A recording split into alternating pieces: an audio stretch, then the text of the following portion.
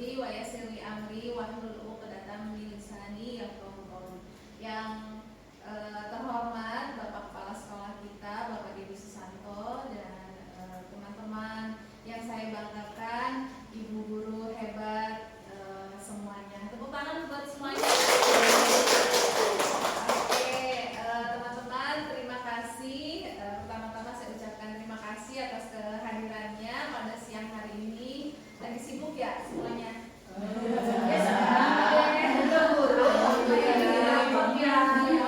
Maaf ya sudah mengganggu kesibukannya. Ya, terima kasih sekali lagi atas kehadirannya dan atas kemudahannya membantu proses CGP ini ya, calon guru penggerak. Semoga apa yang disampaikan hari ini bisa bermanfaat. Insya Allah hari ini saya ingin mengimbaskan apa yang sudah didapat, yang udah pernah kami pelajari dari modul 1.4 yaitu tentang budaya positif. Sebelum dimulai mungkin semuanya boleh berdiri dulu, silakan. Berhadap-hadapan ya cara pasangannya. Ini kan kita judulnya budaya positif ya. Saya ingin mengajak ibu-ibu semuanya mulai dengan hal yang positif. Jadi boleh berhadap-hadapan, berdua-berdua. Nanti hitungan ketiga saling tatap mata dan tersenyum. Senyumnya yang lebar ya. Senyumnya boleh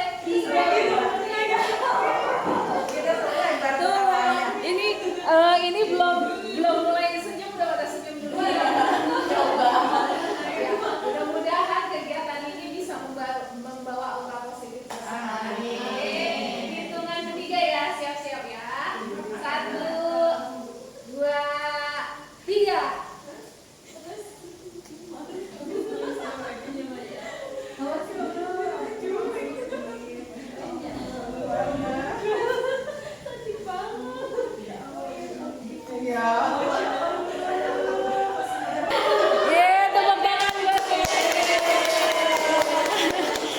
Terima kasih ya Ibu guru semua.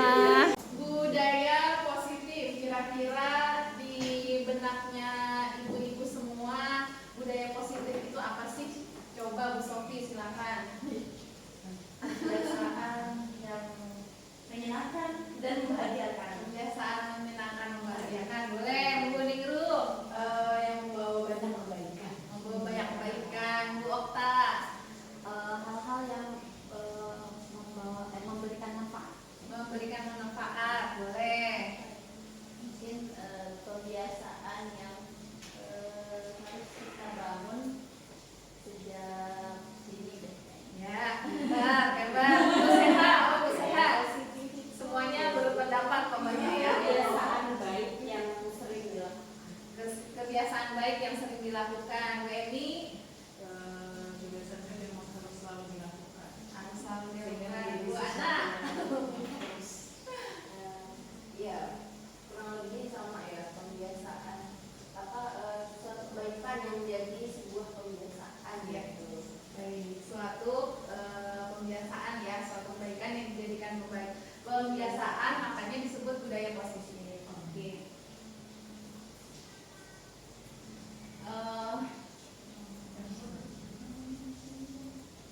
Ya.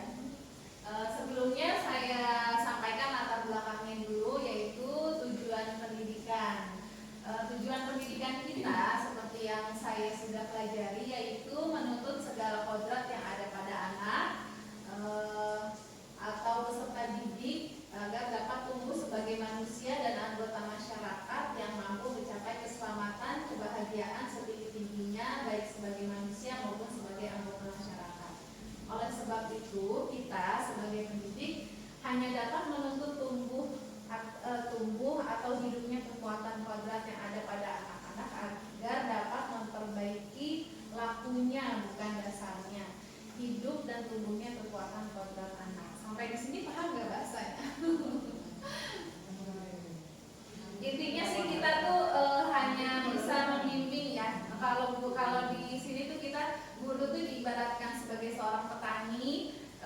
Jadi anak-anak itu benih-benih yang kita tanam di ladang gitu, kita hanya bisa bantu dia tumbuh subur, tumbuh sehat gitu. Nanti gimana hasilnya yang akan dihasilkan dari tanaman-tanaman itu kan kita tidak bisa ya, tidak bisa ngatur nanti dia maunya hasilnya buahnya bagaimana. Kita hanya bisa membantu supaya tanaman itu tumbuh subur. Harapannya sih nanti hasil panennya bagus-bagus gitu. Jadi kita hanya bisa membantu membimbing anak-anak saja.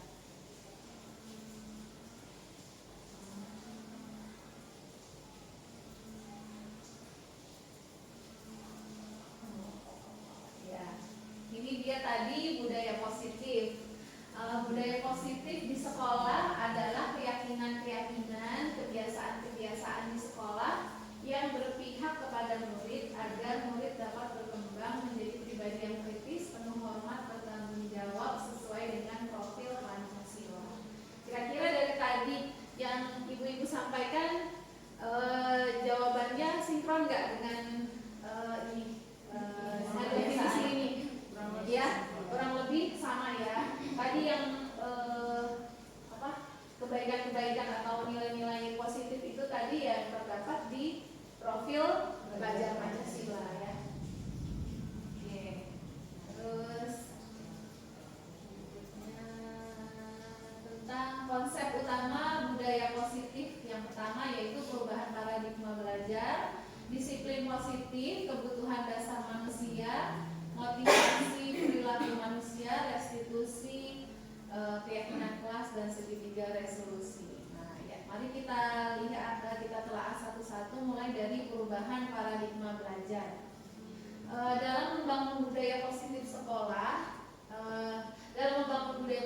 sekolah dapat menyediakan lingkungan yang positif, aman dan nyaman agar siswa mampu berpikir, bertindak dan mencipta dengan merdeka, mandiri dan bertanggung jawab. Disiplin sangat berkaitan dengan kontrol guru terhadap siswa. Nah, sekarang kita coba sama-sama, boleh simulasi. Ada berpasang-pasangan. Jadi satu orang ada yang mengepalkan tangannya dan satu orang ada yang berusaha untuk membuka. Gitu ya, satu orang mencoba mengepalkan dan satu orang berusaha membuka. Yang mengepalkan itu membayangkan bahwa yang dipegang itu adalah sesuatu yang sangat berharga di dalam kepalanya. Sedangkan si B yang rekannya mencoba dengan segala cara untuk membuka kepalan tangan. Teman B boleh membujuk, menghardik, menggelitik-gelitik, mengintimidasi, memarahi agar Anda bersedia membuka. Boleh 30 detik saja ya. Mulai hitungan ketiga. Ya, berpasang-pasangan. Yang satu tangannya dikepal, yang satu bisa langsung doa. Karena berlima ya. Satu.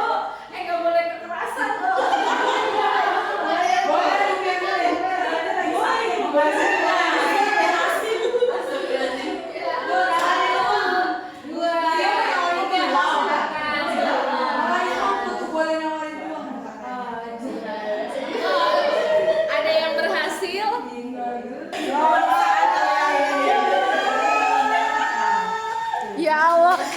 Berhasil. Sekarang sebaliknya coba.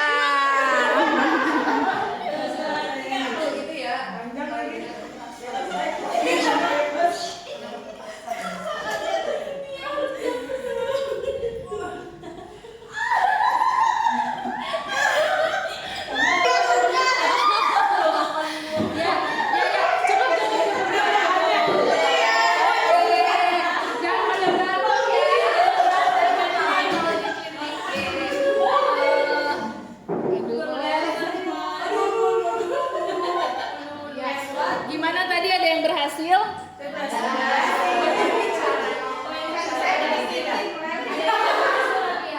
Ada yang berhasil. Oke, lanjut ya.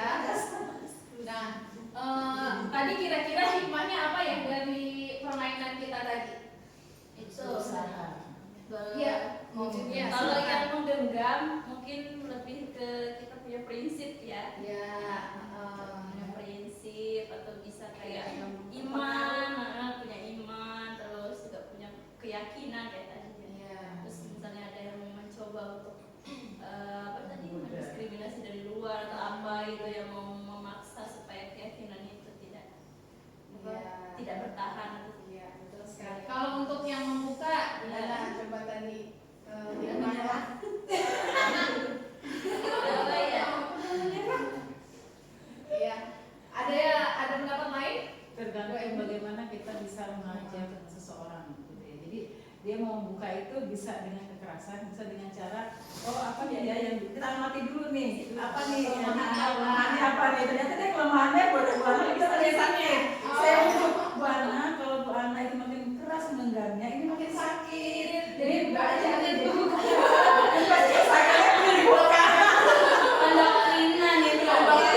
pakai ini loh Bu. Kontrol, ada dikontrol. Oke, gimana yang lain ada? Bu Ningrum? Dua-duanya sebenarnya gimana cara kita mengontrol diri sih. Yang menutup gimana cara kita meyakinkan bahwa kita yang punya diri kita, berarti semuanya kontrolnya ada di kita. Mau kita melepas mau enggak, ya itu ada di kita. Terus kemudian yang melepas juga mengontrol diri, gimana cara dia bisa tahu mengontrol dirinya menggunakan kekuatan atau dengan cara yang kasar, tergantung orangnya, karena kan setiap orang punya berbeda. Jadi berubah dengan kontrol diri. Iya. Oke, tepuk tangan buat semuanya. Iya, benar ya. Kontrol diri, terus tadi keyakinan ya, keyakinan. Ibaratnya yang menganggap itu dia punya keyakinan, berarti adanya di mana tuh keyakinannya? Dari dalam ya, dari diri kita sendiri gitu. Ketika kita punya kekuatan yang asalnya dari dalam diri kita sendiri, berarti kontrol diri ya, itu akan susah gitu diganggunya, walaupun udah dikritikin gitu ya, tadi ada yang geli banget lagi udah diintimidasi dengan berbagai cara, tetap tangannya masih terkunci gitu ya, terkunci. Tapi ketika kontrol diri kita lemah gitu, itu gampang sekali, mudah sekali gitu, seperti yang dicontohkan Bu Emi, hanya dengan kata-kata gitu kan langsung dibakar gitu, rela membukanya dengan ikhlas gitu. Oke. Berikutnya perubahan paradigma belajar, perubahan paradigma teori kontrol dari William Glaser. Jadi ada 3 paradigma belajar. Ini ilustrasi kontrol ya. Ada guru mengontrol murid, terus berikutnya ilusi bahwa semua penguatan positif itu efektif dan manfaat. Maksudnya ketika kita mengatakan kata-kata positif ke anak-anak itu efektif dan manfaat. Kalau ilusi kontrol guru tuh biasanya guru ngatur ke murid-murid ya, tanpa ada penyampaian manfaat atau lain sebagainya. Berikutnya ilusi bahwa dan membuat orang merasa bersalah dapat menguatkan karakter. Mungkin seperti tadi yang disampaikan Bu Emi, nyontohin ke Bu Ana ya, kalau dipaksa, ditahan tangannya, nanti malah tambah sakit, udah buka aja gitu kan, itu pakai kata-kata ngontrol negatif ya, orangnya jadi merasa lemah nih, akhirnya menyerah. Lalu ilusi bahwa orang dewasa memiliki hak untuk memaksa. Biasanya saya ke anak tuh kayak gitu, ayo sholat, puasa, ngaji, buruan gitu ya. Pokoknya harus nurut sama orang tua gitu. Nggak boleh bantah. Surga buat anak ibu.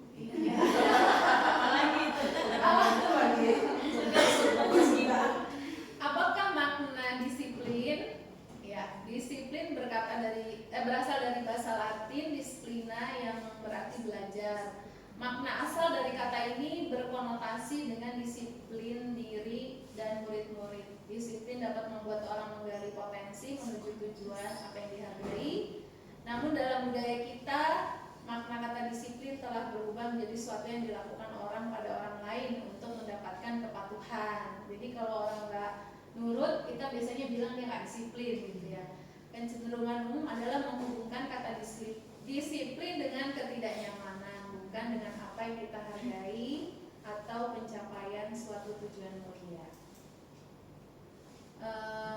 Ini untuk memilih tindakan yang mengacu pada nilai-nilai yang kita hargai dengan penuh tanggung jawab tanpa perintah orang lain. Itu makna disiplin. Nilai-nilai yang kita hargai itu apa? Yaitu nilai kebajikan, ya, sifat positif manusia yang merupakan tujuan mulia yang ingin dicapai. Seperti nilai-nilai dalam profil pelajar Pancasila. Yang masih ingat profil pelajar Pancasila? Nah, guru kelas 1, kelas 2 tahu nih lagunya. Ayo gimana? Beriman bertakwa pada Tuhan yang esa dan berakhlak mulia, berkebinekaan global, gotong royong mandiri, kreatif dan bernalar kritis. Ya, kita sudah sepakat tadi nilai-nilai positifnya itu sesuai dengan nilai yang terkandung dalam profil pelajar Pancasila. Ada 6 ya. Nah, terus kebutuhan dasar manusia. Ternyata kita itu semua orang itu memiliki 4 kebutuhan dasar, ya. Ada cinta dan kasih sayang, penguasaan, kebebasan, kesenangan. Kalau kira-kira Bu Sila sukanya diapain? Sukanya disayang. Disayang. Bu Emi Sukanya kasih duit lagi. berarti kalau dikasih duit berarti itu kebutuhan dasarnya apa ya? Penguasaan. Kesenangan. Oh, kesenangan. Kalau Bu Ana Iya. Semangat sih ya. lebih ke kesenangan. Oh ya, Bu Sofi.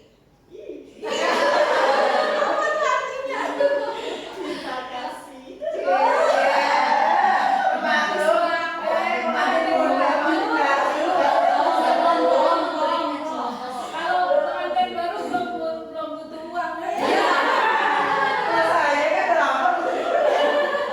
Butuhnya cinta kasih. Bu Dingruk. Saya semuanya kayaknya. Semuanya. Iya, semuanya.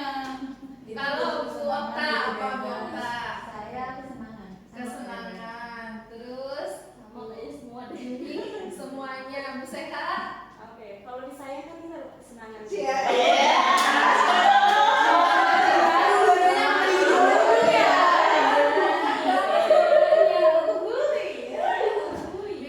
diri aja nih. Oke, ada kasus ya. Nah ini studi kasus. Mungkin ini pernah terjadi ya. Kayaknya ada lah ya di MU yang kayak gini. Ini namanya hanya fiktif ya, bukan mewakili sebenarnya. Bukan Ibu Dia yang nyetir lah ya. Ibu Ria, guru kelas 6 di SD Permai, sedang bingung menghadapi ulah salah satu murid di kelas bernama Puji. Beberapa anak telah datang dan mengeluhkan Puji yang sering sekali minta bekal makan siang mereka dengan paksa. Jika Anda menghadapi situasi seperti Bu Ria, apa yang akan Anda lakukan? Menurut Anda kira-kira apa alasan Puji melakukan hal itu? Boleh ada yang sharing kira-kira apa yang akan dilakukan kalau ketemu murid seperti Puji yang suka malakin makanan temannya? Ya, Bu Emi, silakan. Ketika melihat seperti ini, kita memvalidasi dulu si Pujinya dulu nih. Kenapa sih dia melakukan hal seperti itu? Alasannya apa? Jadi kita jangan juga langsung marahin si Puji gitu ya. Pasti dia punya sebuah alasan. Entah dia merasa tidak suka dengan bekalnya dia yang dibawa sama yang dibekalin, bisa jadi seperti itu. Atau yang kedua, dia sama sekali nggak punya bekal, nggak dikasih bekal gitu ya sama orang tuanya. Jadi itu dulu tuh yang kita tangani dulu nih. Ketika kita tahu alasannya apa, kemudian kita ajak anak-anak ini tuh duduk bareng gitu. Mamanya si Puji ternyata dia memang nggak dikasih bekal sama orang tuanya. Nah berarti kita punya nilai positif. Kira-kira masih tanya ke teman-teman, kira-kira apa ya nih si Puji nggak punya bekal? Pasti anak-anak ngomong berbagi deh, berbagi. Tidak ada nilai positif. Oh akhirnya ada di situ timbul saling berbagi gitu. Kalau dia merasa tidak suka dengan bekalnya, kita tanya ke Puji untuk dia mau bersyukur apa yang sudah dibawa. Itu saja sih. Keren sekali. Tepuk tangan buat Bu Emi. Oke. Jadi benar sekali ya tadi apa yang seperti Bu Emi sampaikan. Yang pertama kita lihat bisa jadi Puji itu lapar karena orang tuanya nggak ngasih bekal. Berarti Puji perlu kebutuhannya itu dia untuk mempertahankan hidup gitu ya. Lalu bisa jadi yang kedua Puji itu ingin mencari perhatian ya, mencari perhatian temannya. Jadi dia perlu kasih sayang gitu, kasih sayang dan belonging. Lalu yang ketiga Puji merasa hebat karena teman-temannya jadi takut dan menuruti keinginannya. Jadi dia ingin kelihatan hebat di depan teman-temannya gitu. Bisa juga karena alasan keempat yaitu kebebasan, merasa bosan dengan bekal yang dibawa orang tuanya selalu sama seperti tadi yang Bu Emi sampaikan. Yang terakhir ya hanya iseng aja gitu, usil ya gitu, bawaannya pengen minta gitu ke temennya. Ada juga ya kalau nggak salah pernah karena nggak dikasih jajan orang tuanya ya, nggak boleh jajan, nggak boleh makan selain yang dibawa. Jadi ketika ngelihat makanan temennya dia penasaran gitu, pengen tahu apa. Oke, berikutnya teori motivasi perilaku manusia ada 3. Semua perilaku memiliki tujuan. Yang pertama, kurang lebihnya ya. Pertama, untuk menghindari ketidaknyamanan, lalu ingin mendapatkan imbalan, dan untuk menghargai diri sendiri. Ini maksudnya bisa jadi ketika kita memberikan suatu tindakan ke anak murid, dia itu nurut sama kita gitu, tapi bisa jadi karena dia takut karena dihukum gitu. Dia melakukannya karena mendapat imbalan, misalnya kita iming-imingi hadiah gitu. Terus untuk menghargai diri sendiri. Nah, ini motivasi yang paling bagus ya, motivasi internal, karena dia menghargai diri sendiri gitu. Jadi melakukannya itu bukan karena iming-iming yang lain. Dan sanksi atau konsekuensi. Iva kurang menguasai pelajaran matematika sehingga pada saat pembelajaran tersebut berlangsung dia lebih banyak berdiam diri atau menggambar di buku pelajarannya. Pada saat pelajaran matematika Pak Seno menanyakan pertanyaan, Iva jadi gugup, gak bisa jawab, lalu dia jatuh ya, dan akhirnya ditertawakan oleh teman-temannya gitu. Terus si Pak Senonya melihat sikap Iva malah meminta maju ke depan, berdiri ke depan sambil memegang telinga, jadi di strap gitu ya karena nggak bisa jawab, dan teman-temannya makin rame gitu, makin ngetawain sikapnya Iva. Kira-kira dari kejadian ini apakah Anda setuju dengan tindakan Pak Seno terhadap Iva? Lalu mengapa? Dan menurut Anda tindakan Pak Seno terhadap Iva adalah suatu hukuman atau konsekuensi? Boleh silahkan menjawab. Siapa yang mau jawab pertanyaan nomor 1? Silahkan Bu Ningrum. Nggak setuju gitu dengan apa yang Pak Seno lakukan, karena kan nggak sesuai gitu. Tindakannya apa tapi yang diberikan itu apa gitu ya, kan harusnya tidak sesuai dengan kesalahannya ya. Dan akhirnya malah bikin si Ivanya ini malah malu, jadi minder, bukan memberikan kebaikannya. Terus hukuman atau konsekuensi itu menurut saya hukuman yang hukuman. Oke. Ya, ini hukuman, sanksi atau konsekuensi dan restitusi. Kalau hukuman itu masuk ke dalam identitas gagal ya. Jadi suatu hal yang negatif. Sedangkan identitas berhasil itu bisa dari sebuah sanksi atau konsekuensi dan restitusi. Hukuman atau sanksi. Nah, ini beberapa kasus ya, ditampilkan beberapa kasus. Kira-kira jawabannya apa nih ya? Pertama, mencatat 100 kali di dalam buku kalimat saya tidak akan terlambat karena terlambat ke sekolah. Sanksi ya. Hukuman atau sanksi sama? Hukuman atau konsekuensi? Hukuman. Yang kedua, lari mengelilingi lapangan basket karena terlambat hadir di sekolah. Hukuman. Ya, hukuman. Oke. Murid diminta push up 15 kali karena tidak menggunakan masker ke sekolah. Hukuman. menggantikan kertas tugas teman yang telah dicoret-coret. Konsekuensi. Konsekuensi, ya. Membersihkan tumpahan air di meja tulis karena tersenggol. Konsekuensi. Konsekuensi. Bisa dua ya, bisa konsekuensi dan hukuman. Ya, bisa masuk kayak gitu. Meminta murid tidak mengenakan sepatu seharian karena tidak menggunakan sepatu hitam. Hukuman. Lalu lari mengelilingi lapangan basket karena terlambat. Itu berarti Pelajaran hukuman. Waktu pelajaran BCOK enggak Hukuman atau konsekuensi. Dia lari karena telat. Kira-kira ada hubungannya nggak antara lari sama telatnya? Mungkin karena dia telat nggak ikut pemanasan lari jadi disuruh lari. Oh, bisa jadi ya. Bisa jadi masuk konsekuensi. Dia telat. Oke, ini restitusi. Yang kelima, restitusi posisi kontrol guru.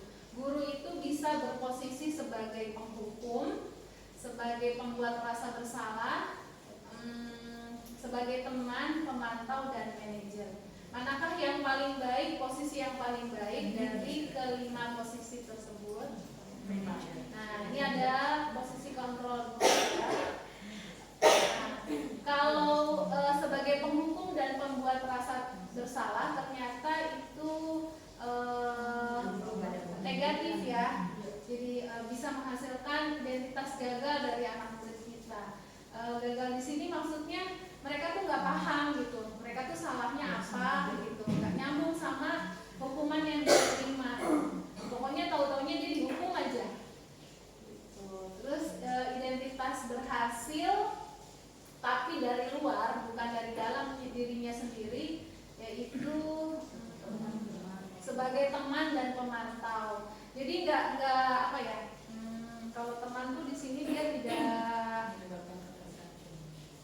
ia menyebabkan ketergantungan dan dia tidak, si anak nggak tahu sebenarnya dia salah apa enggak gitu, karena nggak dikasih tahu kan gitu. Jadi di sini contoh kata-katanya tuh gurunya misalnya, ayo dong kerjain demi ibu nih, masa kamu nggak mau nih, kamu nggak kasihan apa sama ibu misalnya, kok nggak kerjain tugas sih, ntar ibu pulang jadi telat nih. Nah itu contohnya.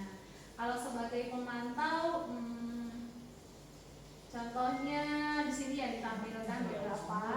Yang paling berhasil itu posisi guru yang paling baik itu adalah ketika dia sebagai manajer. Maka ketika dia menjadi manajer akan tumbuh kontrol diri dari siswa yang kita ajar. Lalu ini berikutnya ada kasus pertama, yaitu kasus Bu Eni, ya, guru matematika wali kelas 8. Ibu Santi sakit sehingga tidak dapat masuk dan mengajar. Akhirnya dicarikan guru pengganti Bu Eni. Bu Eni baru 2 tahun menjadi guru SMP, jadi guru baru gitu ya. Disuruh ganti kelas karena wali kelasnya nggak masuk. Nah, beberapa murid, si Vivi dan Natali mengetahui bahwa hal ini dan mulai menggunakan kesempatan bersikap seenaknya. Biasa ya anak-anak suka kayak gitu ya.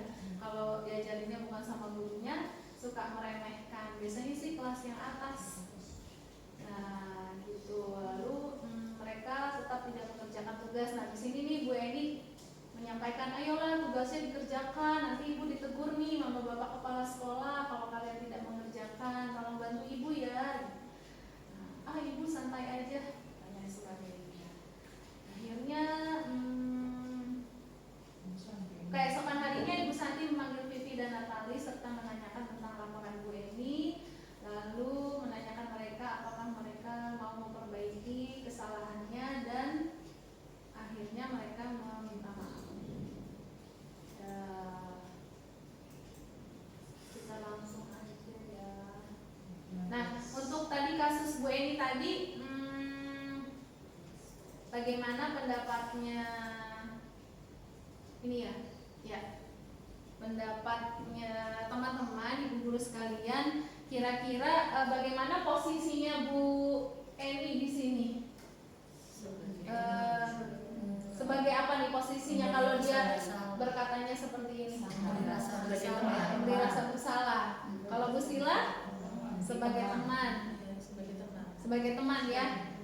Iya, jadi dia di sini menegur anak-anak, tidak menyampaikan ya apa kesalahan yang dilakukan oleh Vivi dan Natali, tapi hanya menegurnya seperti itu gitu. Jadi nggak tegas gitu, nggak jelas apa yang disampaikan. Ayo dong kerjain gitu, karena kamu nggak kasihan nih sama ibu gitu. Jadi si ibu Eni posisinya hanya sebagai teman. Nah kalau Bu Santinya ketika memanggil Vivi, menanyakan apa perbuatannya, terus meng-cross check ya permasalahannya apa yang mereka lakukan, lalu akhirnya si Vivi dan Natali mau minta maaf. Kalau di sini Bu Santi mengambil posisi sebagai apa? Manajer ya, dia mampu menanyakan kepada Vivi dan Natali apa permasalahannya, apa yang sudah dilakukan, dan Vivi dan Natali mengakui kesalahannya, lalu diminta untuk memperbaiki kesalahannya. Oke, yang berikutnya keyakinan kelas. Nah, keyakinan kelas adalah nilai-nilai kebajikan atau prinsip universal yang disepakati secara universal lepas dari perbedaan agama, suku, negara, dan bahasa. Menurut dosen, keyakinan akan lebih memotivasi seseorang dari dalam. Seorang akan lebih semangat untuk menjalankan keyakinan daripada hanya sekedar mengikuti aturan. Jadi keyakinan kelas tuh, kalau dulu kita kenalnya peraturan kelas ya. Dulu kita kenalnya peraturan kelas. Kalau sekarang kita kenal namanya istilahnya keyakinan kelas. Ada yang bisa membedakan apa antara peraturan kelas dengan keyakinan kelas? Siapa yang bisa menyampaikan pendapatnya? Bedanya apa kira-kira antara peraturan kelas dengan keyakinan kelas? Iya, kelas. Ya mungkin untuk peraturan kelas itu lebih kayak nanti ada hukumannya apa gitu kan, terus harus ditaati, harus disiplin. Sedangkan kalau keyakinan kelas ini benar-benar kayak kita benar-benar dari anaknya dulu nih, terus sama-sama benar-benar meyakini nih kalau suatu nilai-nilai kebaikan di kelas ini kita lakukan berarti ada konsekuensi gitu. Ya, betul ya. Kalau peraturan kelas tadi ada hukumannya, kalau keyakinan itu tumbuhnya dari dalam. Oke, ada yang lain? Mungkin Bu Sila? Peraturan mungkin lebih yang buat gurunya Ya, kalau betul. keyakinan kelas disepakati bersama siswa sama. Betul ya. Jadi kalau peraturan kelas itu sifatnya kayak dari atas ke bawah gitu ya, dari guru ke anak-anak bikin aturan A, B, C, D gitu. Tapi kalau keyakinan kelas kita buatnya sama-sama dari anak-anak gitu. Kita ajak anak-anak, kira-kira kita mau keyakinan kelas kita mau seperti apa nih yang kita sepakati. Anak-anak sepakat dengan keyakinan itu, lalu ditandatangani bersama. Jadi kalau dulu kan peraturan dari kita dari satu arah. Nah, kalau keyakinan kelas ini kita kerjakannya bareng-bareng sama guru, sama anak-anak, dan disepakati bersama. Sekarang beralih ke budaya positif. Nah, ini tadi ya kita bahas dari peraturan kelas berubah menjadi keyakinan kelas. Dari keyakinan kelas tersebut membentuk lingkungan yang positif. Lingkungan yang positif akan terciptanya budaya positif. Nah, ini bedanya peraturan kelas dengan keyakinan. Misalnya selalu kembalikan buku ke tempatnya. Nah, keyakinan kelas yang kita buat adalah tentang tanggung jawab, nilai tanggung jawab. Lalu dilarang mengganggu orang lain, berarti keyakinan yang kita harapkan adalah menghargai, menghormati orang lain. Hadir di kelas 15 menit sebelum pembelajaran, masuk ke dalam menghormati orang lain, komitmen pada tujuan. Bisa juga tentang disiplin ya, tadi disiplin. Dilarang melakukan kekerasan, berarti nilai yang ingin kita yakini adalah mengenai keselamatan, menghargai orang lain, menghormati orang lain. Dilarang menggunakan narkoba, berarti yang kita yakini adalah tentang kesehatan dan lain sebagainya. Pembentukan keyakinan kelas, seperti tadi yang sudah disampaikan, keyakinan kelas itu bersifat abstrak, lalu dibentuknya bersama-sama. Sesuatu yang diterapkan di lingkungan, semua warga ikut berkontribusi dalam pembuatan keyakinan kelas lewat kegiatan curah pendapat. Lalu bersedia meninjau kembali dari keyakinan kelas dari waktu ke waktu. Jadi sifatnya tidak permanen ya, bisa berubah dari waktu ke waktu. Mungkin ini bisa diterapkan nanti pas tahun ajaran baru ketika sama anak-anak kan biasanya kita membentuk ketua kelas dan lain sebagainya. Nah itu kita bisa mengajak anak-anak berdiskusi kira-kira kita ingin kondisi kelas yang seperti apa, keyakinan kelas kita apa yang ingin kita terapkan di kelas sekolah ini. Ini ada dokumentasi, boleh dilihat sebentar kali ya. Assalamualaikum warahmatullahi wabarakatuh.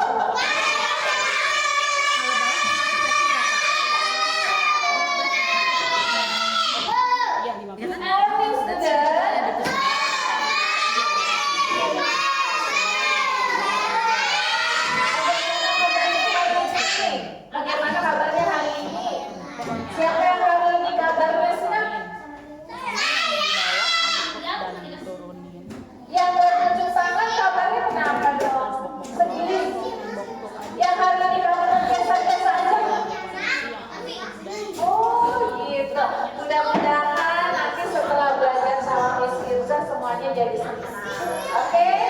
Nah, hari ini semuanya masuk. Hari ini masuk. Alhamdulillah semuanya sehat ya. Oke, sehat sampai mau ujian kenaikan kelas. Mau kelas berapa nih teman-teman?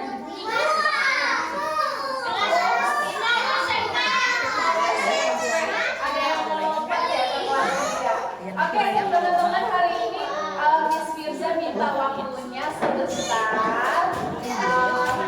Miss Firza mau ngajak diskusi sama teman-teman.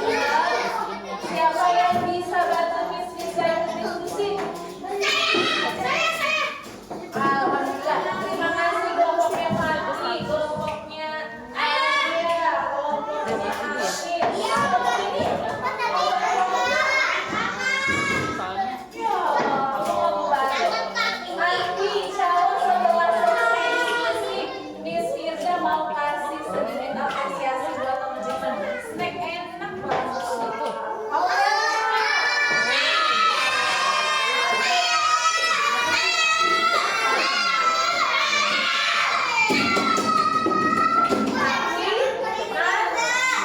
ya? Setelah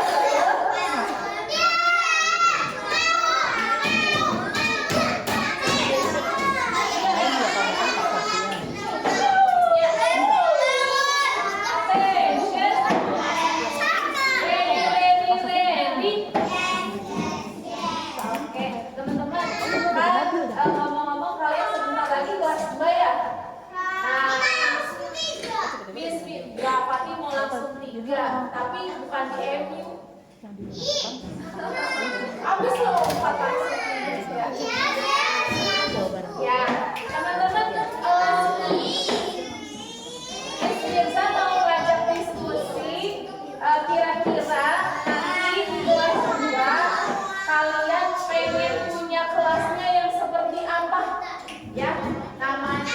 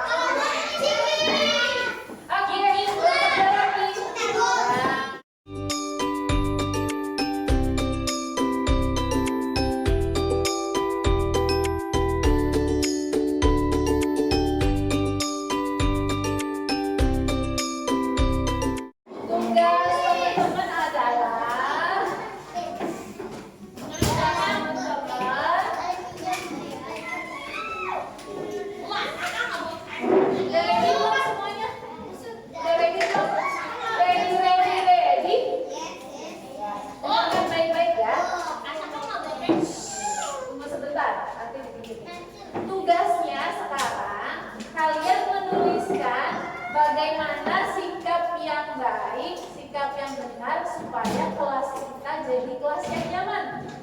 Supaya bisa punya kelas impian, sikap kita yang baik itu yang seperti apa sih? Nah, kalian tulis di sini ya. Ada yang bingung?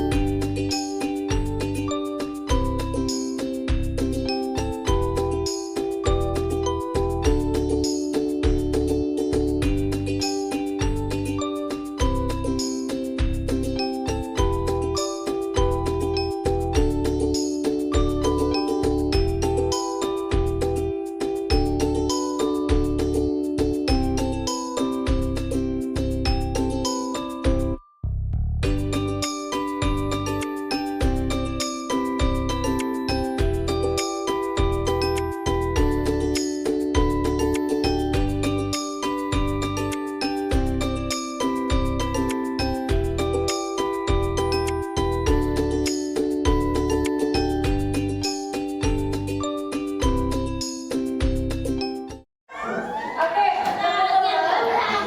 Attention. Ready?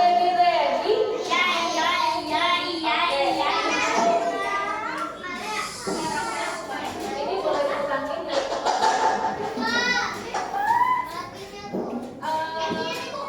Ibu mau ucapin terima kasih kalian sudah memberikan pendapatnya masing-masing. Sekarang ibu baca ya. Ibu bacakan ini jawaban dari temennya. Katanya kelas yang nyaman itu kelas yang tertib, tidak berlari, tidak berkelahi, sama saling menolong. Ya, saling menolong. Tertib ya, berarti tidak berkelahi sama tertib. Boleh taruh di sini nih, hampir sama.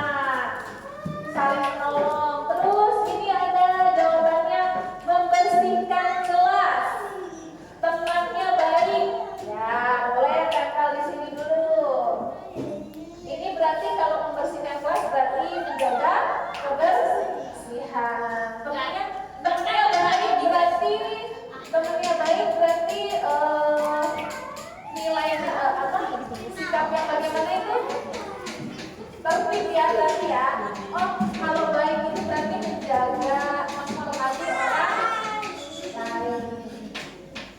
Ini tulisannya rajin piket kelas dan sopan santun. Berarti sama ya? Dengan membersihkan kelas sama ya? Oke, kita gabung jadi sama. Ini Saka, nggak jahat, anaknya baik, sopan santun. Berarti pengen temen-temennya sopan santun, terus baik, boleh dibikin di sini. Berarti menghargai orang lain ya. Ya, terus ini piket kelas sama tertib, boleh digabung di sini. Ini ada tertib juga ya, di sini ada tertib. Ada yang nulis tertib satu, tambahin satu tertibnya. Terus ini kelasnya rapi, bersih dan sehat. Berarti boleh di sini deh, taruh di sini. Ini sopan santun. Nah, sopan santun tadi ada yang tulis juga nih, Saka tulisnya sopan santun.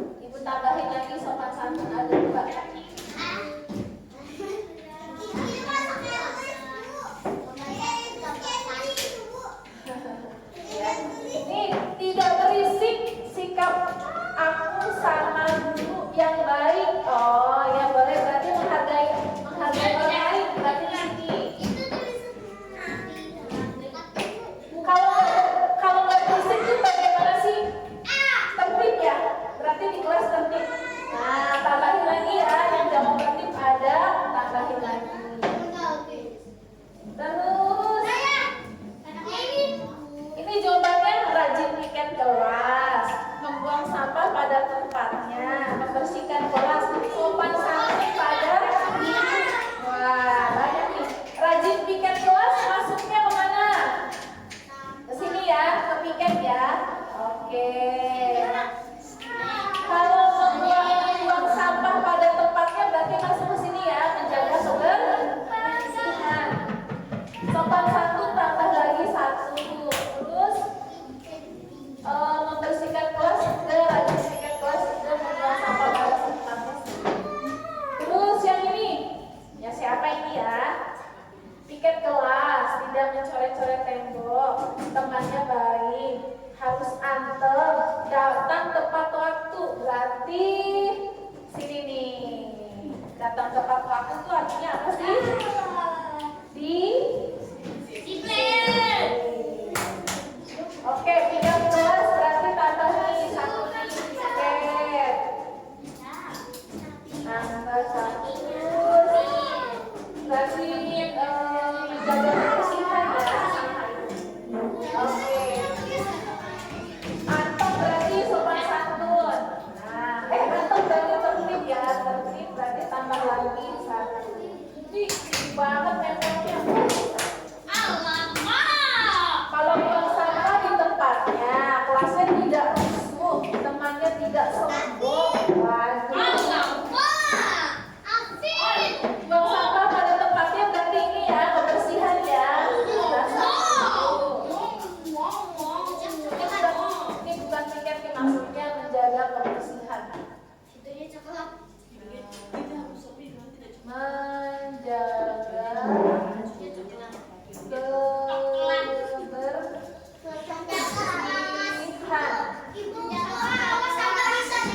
Terus teman-temannya tidak sombong, berarti sopan santun, tambahin. Terus temannya tidak rusuh nggak Kak? Kalau tidak rusuh bagaimana? Tertib, tambahin lagi. Nah, ini masuknya kemana ya? Sini boleh.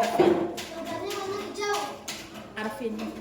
Temennya anteng, kelasnya tertib. Tapi sini tambahin lagi nih tertib di sini. Ini apa nih? Piket donasikan pada orang berkebutuhan. Sedekah. Orang-orangnya nggak berisik, nggak nakal. Sebagai ketua kelas tidak seenaknya, berarti sikapnya sopan santun, tertib. Tidak berisik berarti tertib ya. Ini berarti sebagai ya. Oke, piket juga piket masuk kebersihan. Tambahin ini. Aisyah. Kelasnya bersih, boleh tambahin lagi kelasnya bersih. Temannya baik, tidak rusuh, temannya tidak sombong, temannya sopan santun, berarti masuk ke sini. Sekarang ini apa nih? Kursinya bisa muter-muter. Kursinya bisa muter-muter.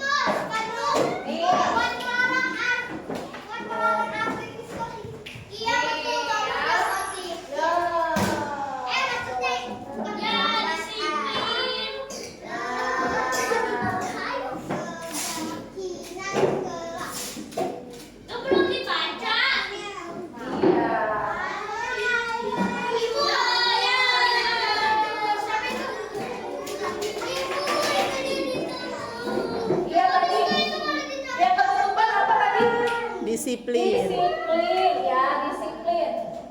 Ada berapa orang yang dalam disiplin? Ya, satu.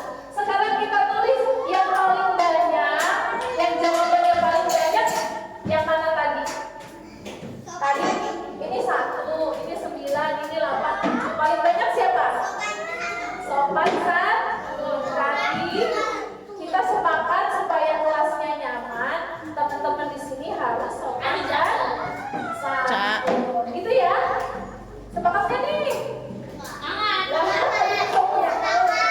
Iya, sepakat.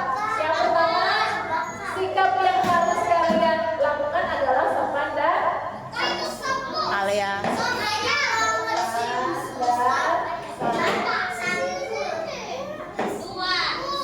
yang kedua apa? Yang paling banyak kedua setelah sopan satu. Iya, apa ini? Yang 8 apa? Ya, menjaga kebersihan. Yang ketiga apa? Sikapnya yang kalian pilih tadi apa? Berikutnya tertib. Yang terakhir apa nih?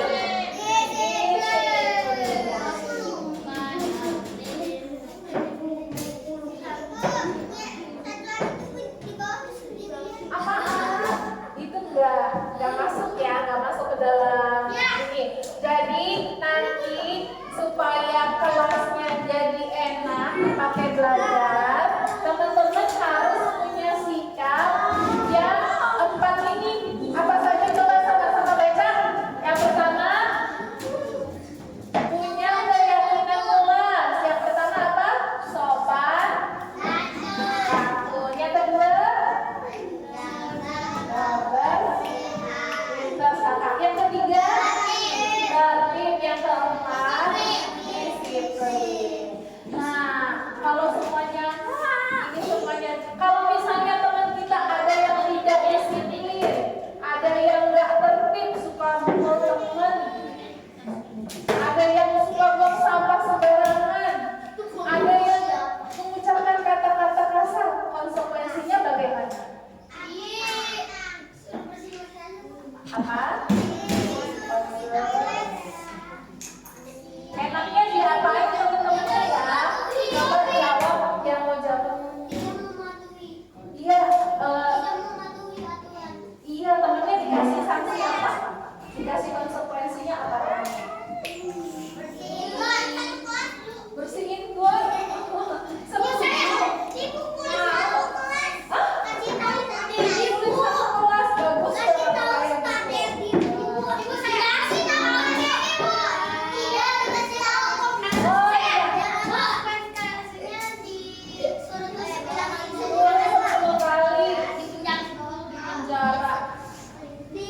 Dikasih tahu Pak Dedi. Kasih tahu polisi. Katanya teman-teman, katanya kalau temannya ada yang salah, ditegur aja, boleh? Tapi Saka bilangnya dikasih tahu aja, Bu. Setuju gak? Iya.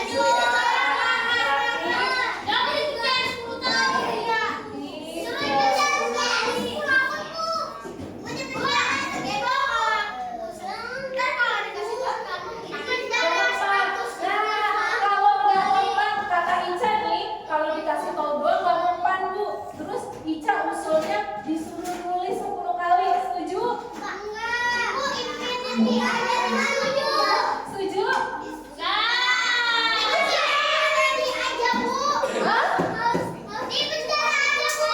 Tulis 10 kali. Oh, istighfar 10 kali.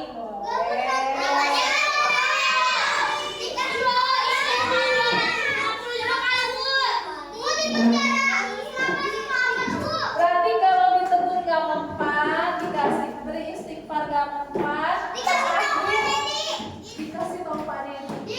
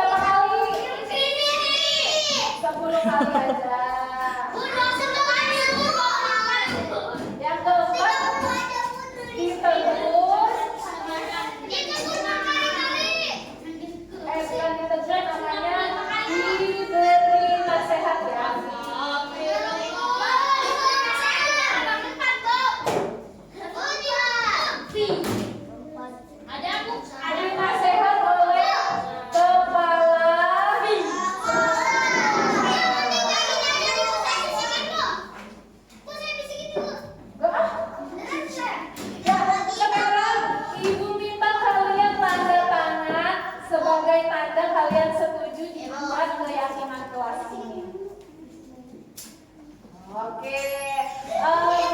Katanya Fatih bersihin toilet, setuju nggak?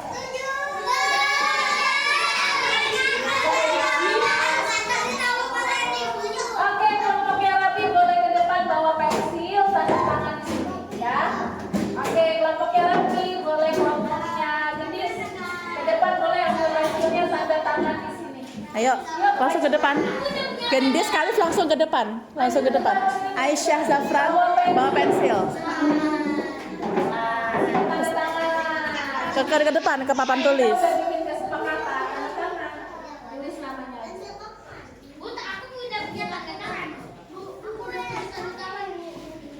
Biar nanti pas SD kasih tahu semua.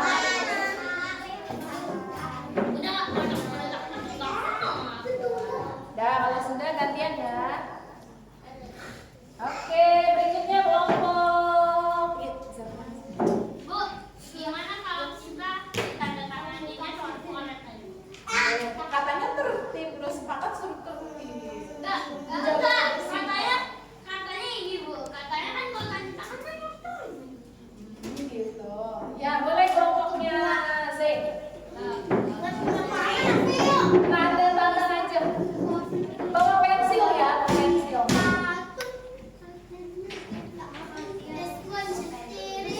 Iya.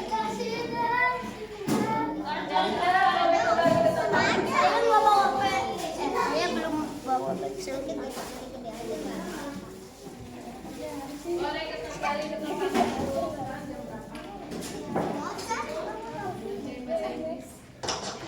Oke, ntar aja deh.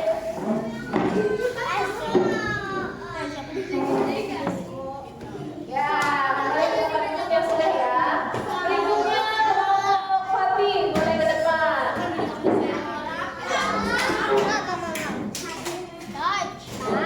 Sudah Fatih ya?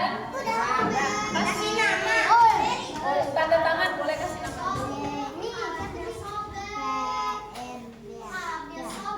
Ayo buruan Feiza, Amianka. Ngantri soalnya.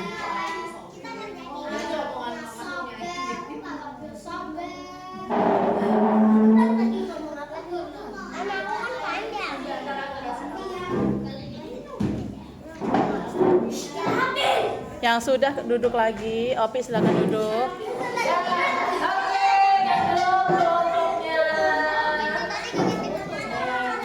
Boleh kelompoknya Arvin, boleh. Antri.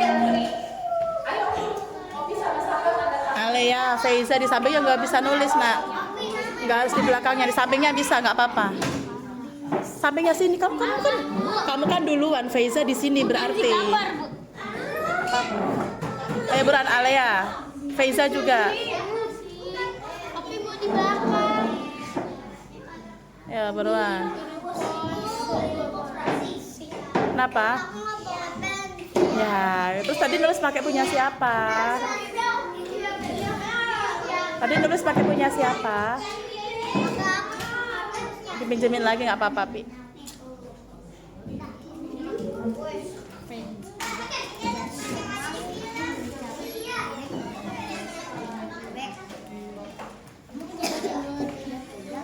Ayo Ica.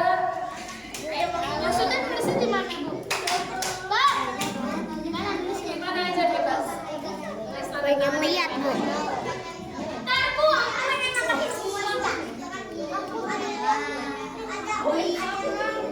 Saya bikin Oleh kepala sekolah, diberi nasihat. saya bikin YouTube deh.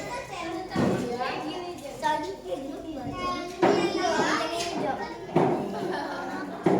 Kasih Ica. Ayo Pi. Ayo Pi, tulis namanya aja. ini apa Bu?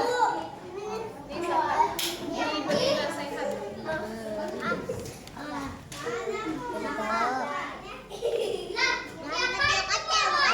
Boleh nggak apa-apa. Nah, harus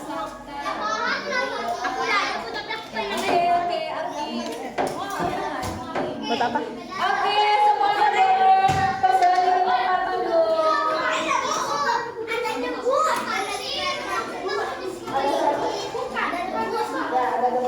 Oke, teman-teman. Hemat.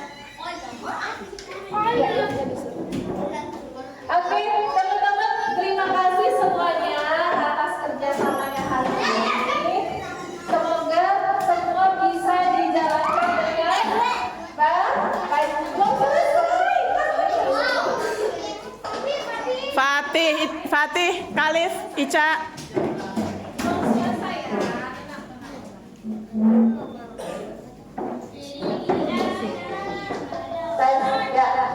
Oke, duduk dulu ya semuanya. Oke, Miss Firza ucapkan terima kasih Atas kerjasama teman-teman hari ini, semoga keyakinan kelas yang kita sepakati bisa dijalankan dengan baik.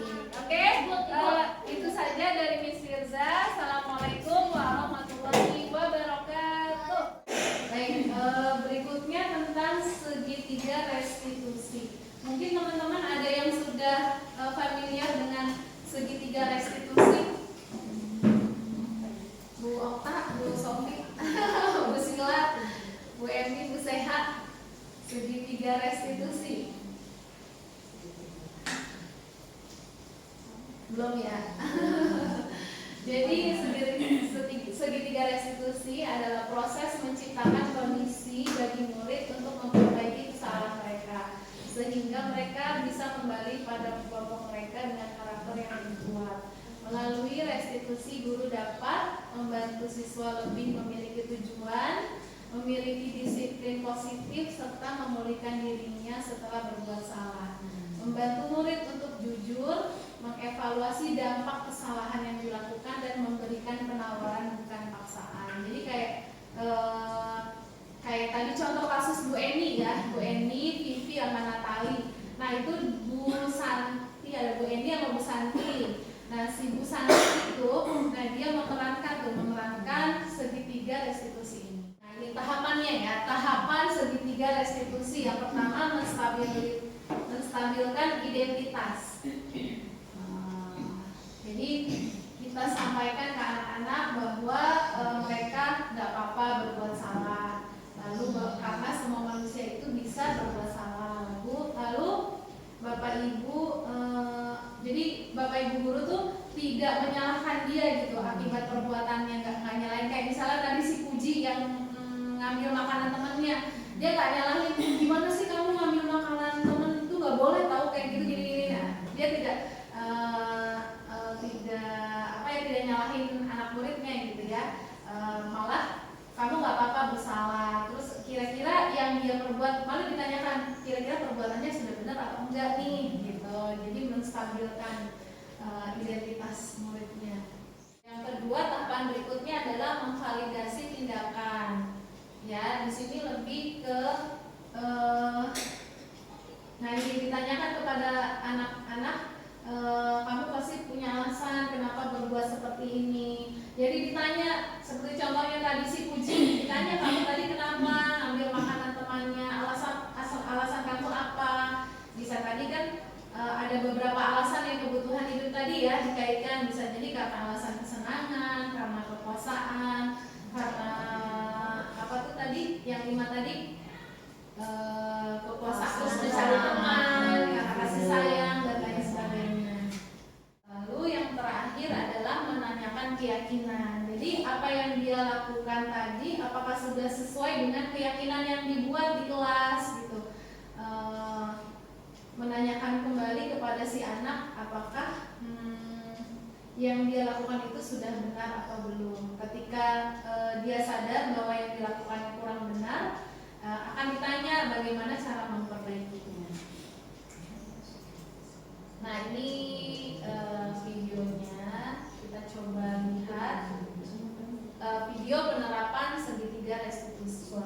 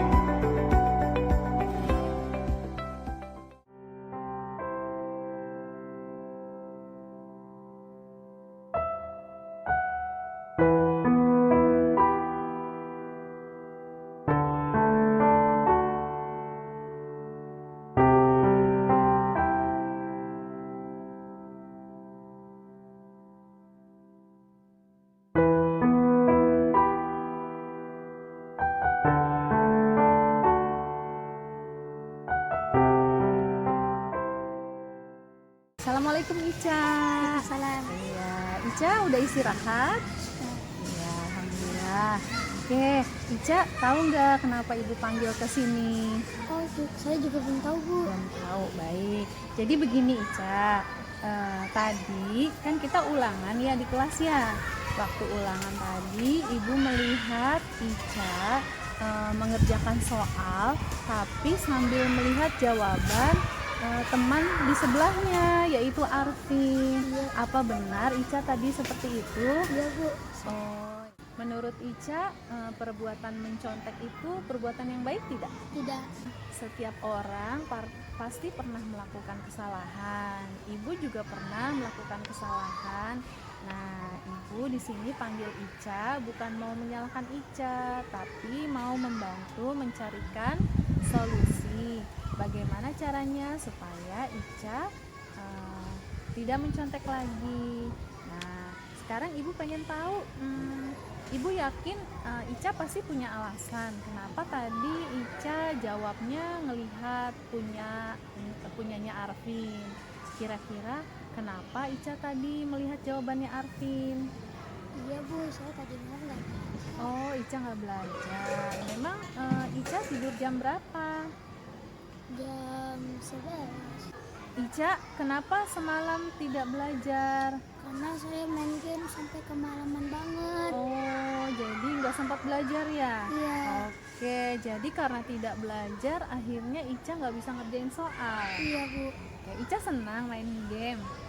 Senang. Ica masih ingat nggak dengan keyakinan kelas yang pernah kita buat sama-sama waktu yang lalu? Kira-kira apa? Jujur Bu. Iya, betul sekali. Ica percaya kalau jujur itu perbuatan yang baik. Ica yakin kalau jujur itu perbuatan yang baik. Yakin. Kalau Ica yakin jujur itu sesuatu yang kita perlukan, kalau jujur itu perbuatan yang baik, kira-kira apa yang perlu Ica lakukan supaya Ica tidak mencontek lagi? Belajar dengan giat. Menjawab dengan Semampunya. dan Lalu berdoa. jangan lupa berdoa kepada Allah. Allah, minta tolong sama Allah supaya bisa mengerjakan soal. Hebat. Sekarang ibu mau tanya, kira-kira kapan Ica mau memulai yang tadi Ica sebutkan? Belajar giat, berdoa sama Allah, tidurnya tidak kemalaman lagi. Mulai kapan Ica mau mengerjakan? Hari ini. Iya, pinter. Ibu yakin Ica anak yang hebat, bisa lebih baik, bisa menjadi anak yang jujur. Tas dulu dong.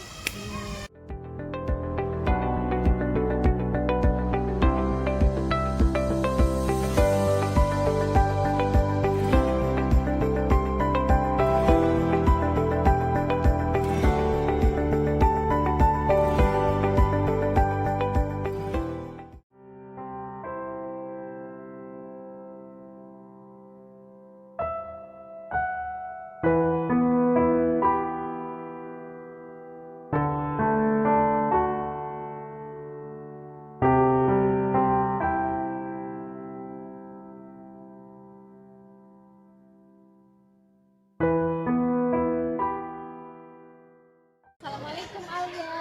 Waalaikumsalam. Iya. Alia apa kabar? Iya. Alia udah istirahat belum? Sudah. Oke. Alia tahu nggak kenapa ibu bisa panggil ke sini? Udah tahu Bu. Oh, nggak tahu. Baik, ibu kasih tahu ya. Alia mau tanya sama ibu mau tanya sama Alia. Kalau di sini kita masuk sekolahnya jam berapa sih? 7.30. Iya, jam 7.30. Tadi Alia berangkat sekolahnya jam berapa dari rumah? Oh, jam 8. Kira-kira terlambat ya sudah datang ke sekolah kalau berangkat terlambat ya? Kalau menurut Alia datang ke sekolah terlambat baik atau tidak? Perbuatan yang tidak baik. Iya. Bu Firza di sini tidak mau menyalahkan Alia karena datang terlambat, tapi ingin membantu Alia mencarikan solusi bagaimana caranya supaya Alia bisa datang tepat waktu. Coba Ibu pengen tahu Alia kenapa bisa berangkatnya kesiangan ke sekolah? Tidurnya kemalaman ya? Oh iya, tidurnya lama ya. Memang tidur jam berapa semalam? Jam 9 malam. Oh, jam 9. Apa yang Alia kerjakan? Tidurnya sampai jam 9. Oh, begadang. Apa yang dikerjakan kalau begadang? Lagu, nonton TV. Terus apa lagi? Main HP. Asik ya main HP anak-anak kecil. Alia boleh main HP, boleh nonton TV, tapi harus ada waktunya. Kalau Alia tahu nggak? Kita kan pernah bikin keyakinan kelas tuh. Nah, kalau datang terlambat itu keyakinan kelas kita apa yang kurang? Iya, disiplin. Alia yakin bahwa disiplin itu penting buat kita. Iya. Sekarang apa yang Alia bisa lakukan supaya bisa hadir ke sekolah tepat waktu? Supaya nggak kesiangan lagi? Tidur jam 8. Apalagi? Gosok gigi. Terus? Baca doa. Minta sama Allah supaya bisa bangun pagi. Satu lagi. Kira-kira apa caranya supaya bisa bangun pagi? Kita pasang apa? Pasang alarm ya? Pasang bel ya. Jam berapa ya pasang belnya? Jam 8. Pasang belnya jam 6 pagi supaya bisa bangun pagi. Nah, sekarang kira-kira kapan Alia mau tidurnya jam 8 malam? Sekarang. Iya, nanti malam ya. Mulai tidurnya jam 8. Tidak kelamaan nonton TV, tidak kelamaan main HP.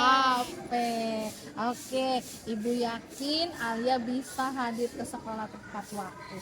Ibu yakin Alia bisa lebih baik lagi karena Alia anak yang hebat. Sudah. Iya, terima kasih Alia. Assalamualaikum warahmatullahi wabarakatuh.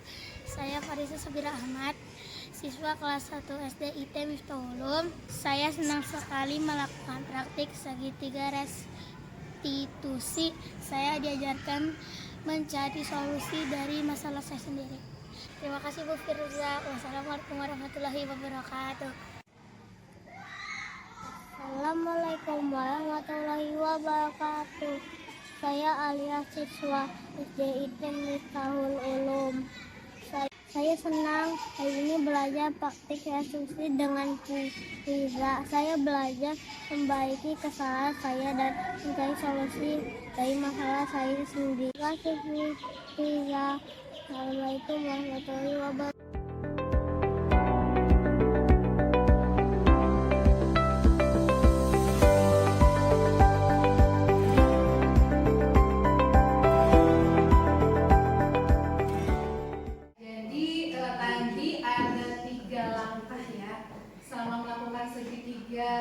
Restitusi itu ada 3 langkah yang kita lakukan.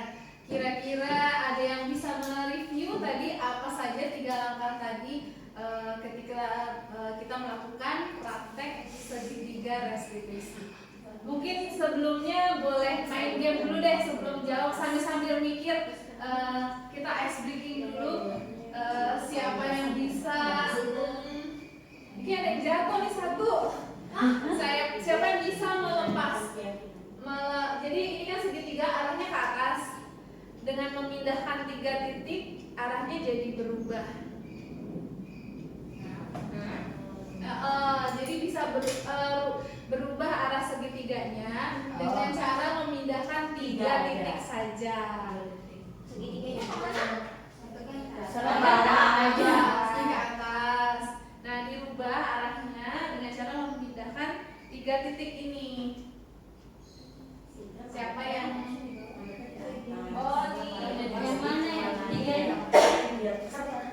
Boleh, siapa yang mau coba boleh ke depan. Arahnya ke bawah atau yang Ya kemana aja, pokoknya arahnya terserah pindahnya kemana. Boleh coba nggak? Boleh. Ya sebelum boleh Bu, silakan. Silakan Bu Juni. Bentar ya, saya pindahin ininya.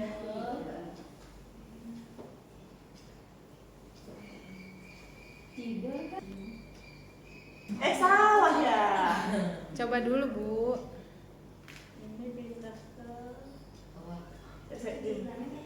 dipindah, cuma yang boleh pindah 3 aja. Iya, 3. Lengket ya.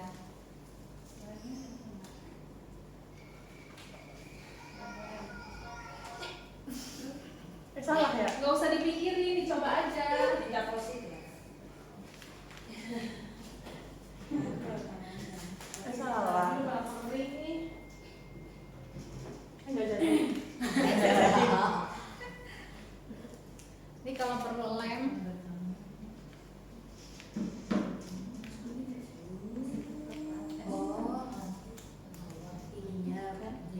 Berhasil? Enggak. Belum. Oke, ganti. Siapa lagi berikutnya? Yang bisa? Ayolah, malu sama anak-anak, gak ada yang berani maju. Dicoba aja. Gak usah dibayar. Ya, Bu Sena silakan. Ya, namanya juga coba-coba. Segitiganya tuh berubah. Arahnya.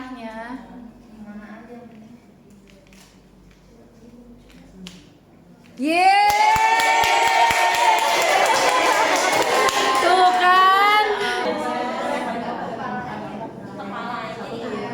Betul ya. Oke, alhamdulillah. Kita sudah ada di penghujung acara. Kira-kira siapa yang bisa menyimpulkan mengenai kegiatan segitiga restitusi tadi? Apa saja tadi? Segitiga restitusi itu ada 3 langkah. Yang pertama, menstabilkan identitas. Lalu Kedua itu apa fondasi apa ya? validasi. Memvalidasi tindakan. Yang terakhir Menanyakan keyakinan. menanyakan keyakinan. Ya, oke. Ya, demikian presentasi budaya positif hari ini. Semoga bisa menjadi pencerahan buat ibu guru semua dan bisa diterapkan di kelas masing-masing. Semoga